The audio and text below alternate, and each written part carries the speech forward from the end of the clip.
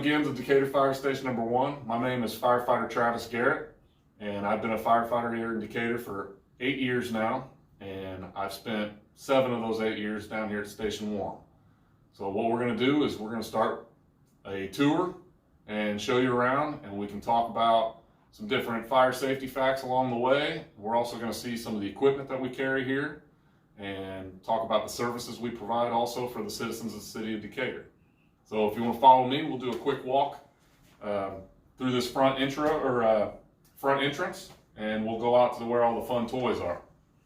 Follow me. What's up, girls and boys? Once again, welcome to Station 1. My name is Firefighter Joyner. Today I am the engineer of Decatur Rescue Engine number 1. I'm going to take you for a tour around my engine. All right, boys and girls, this is the back of Engine 1. And what we have back here is what we call attack lines. And our attack lines is what we use to take into structures, houses, and buildings, and we actually take the water to the fire. And this is what we use to put the fire out. We have large lines and smaller lines. And over here, we have what we call large diameter hoses. Has anybody seen a fire hydrant on the corner? Well, the fire hydrant is what we use to attach this to, and we can pump water wherever we want it all day long. What makes this a rescue engine is because not only do we have our lines, we also have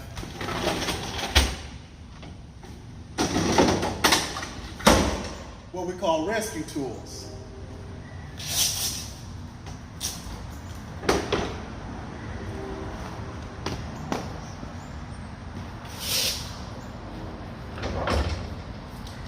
Our rescue tools mainly consist of spreaders and cutters.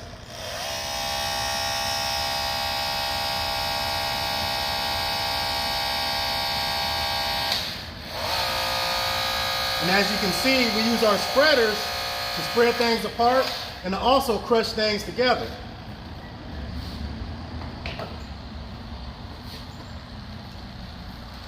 Our cutters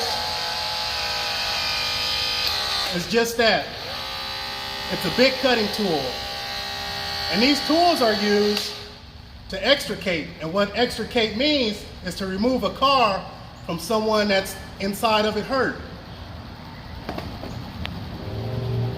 So the second company that runs out of Station 1 is a ladder company, what we call Truck 1.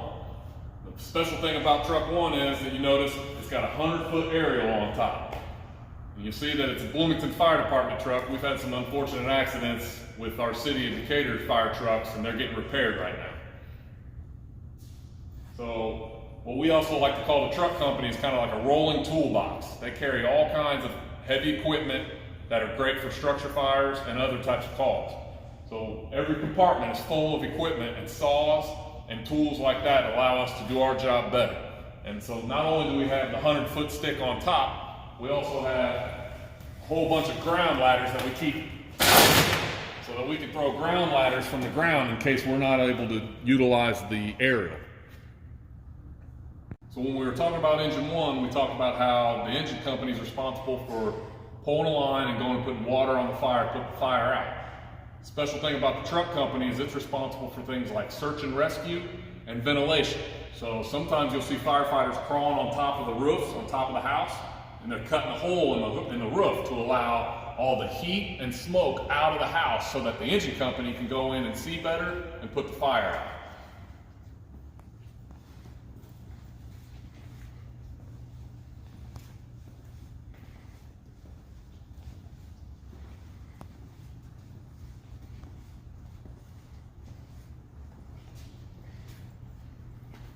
Now we're going to talk about some of the special services that this department covers for the city.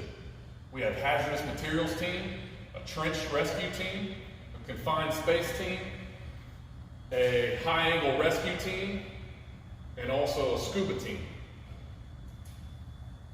So now we're going to do a gear demonstration with firefighter Josh Reed.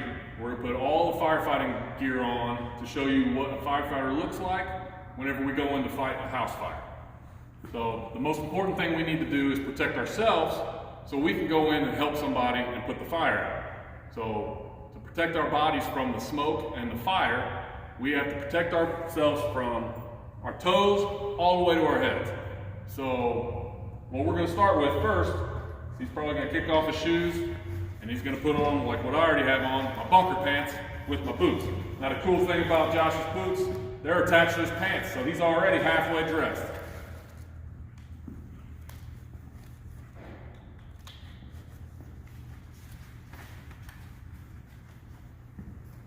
So next, he's going to want to protect his arms, his chest, and his back. So you're probably thinking right, he's going to put on his coat.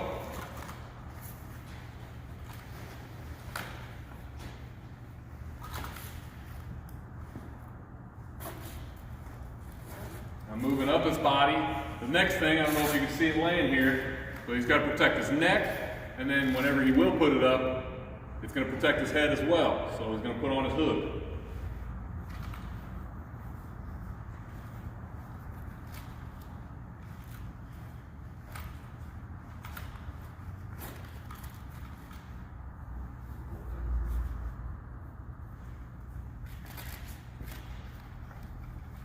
Alright, so in order to be able to breathe inside a house fire, we need to put on what we call our SCBAs, which is a self-contained breathing apparatus. This is our air tank.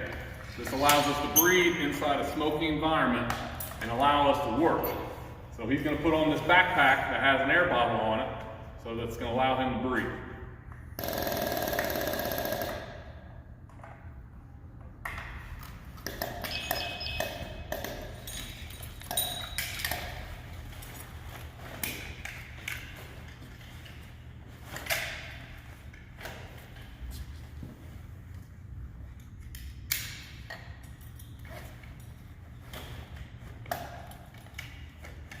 Alright, the thing that goes with that air pack is his mask.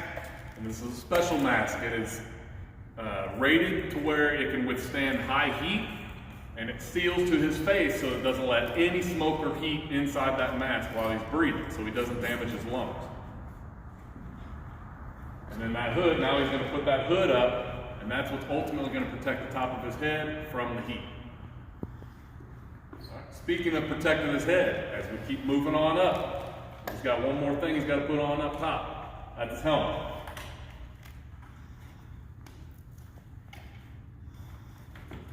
And last but not least, he's got two things left that he's got to take care of, and that's his hands.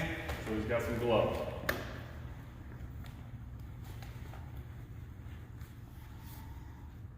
So pretty cool, right? So this is the full ensemble of what a firefighter would look like. And then also, when he clips his regulator in, he's going to sound a little different when he breathes and when he talks. But he's nothing to be afraid of. He is there to help and save you.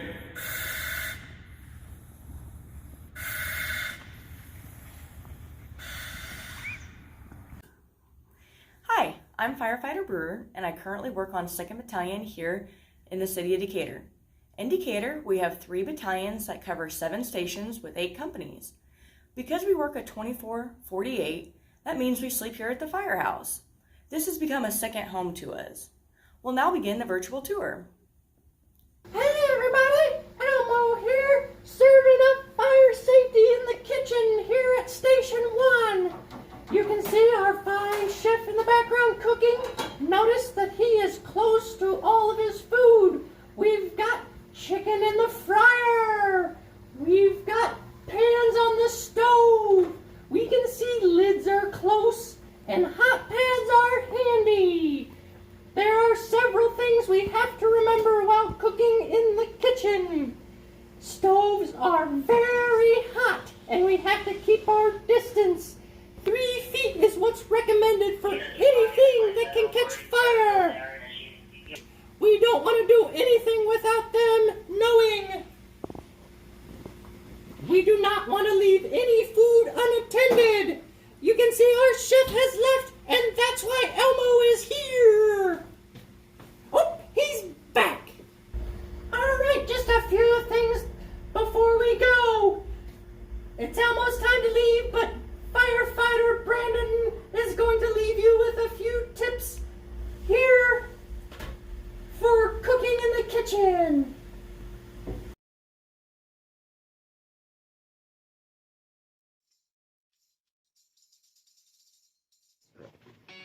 Wrapping up our tour here of Station 1, we want to leave you with some tips to remember while cooking in the kitchen. Keep an eye on what you fry. Never leave cooking unattended. Wear short sleeves to minimize the risk of catching your clothes on fire. Keep pets and children at least 3 feet from all hot cooking surfaces. Turn handles inward to reduce the risk of bumping or knocking hot cooking materials on yourself or the floor. Keep combustibles at least 3 feet away from all cooking surfaces. Never put water on a kitchen fire.